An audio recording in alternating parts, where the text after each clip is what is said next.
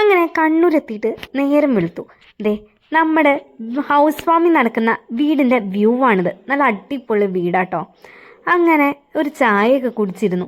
കുറച്ച് കഴിഞ്ഞ് ബ്രേക്ക്ഫാസ്റ്റും കഴിച്ചു. അത് കഴിഞ്ഞ് ദേ ഫുഡിനുള്ള ആൾക്കാർ അവിടെ സെറ്റ് ആക്കിക്കൊണ്ടിരിക്കുകയായിരുന്നു. ജ്യൂസ് അടിക്കാൻ വെച്ച മാങ്ങയെന്ന് ഞാൻ കുറച്ചെടുത്ത് കഴിച്ചു.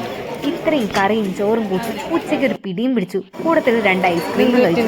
ആദ്യം വീഡിയോ എടുക്കാൻ മറന്നുപോയി, അതുകൊണ്ട് വീഡിയോ എടുക്കുക ഒന്നുകൂടി ഐസ്ക്രീം മേടിച്ച് കഴിച്ചു. പിന്നെ അവിടെ നിന്ന് ഇറങ്ങിയ ശേഷം ചായ കുടിക്കാൻ വേണ്ടിയിട്ട് ഒരു കടയിൽ നിർത്തി.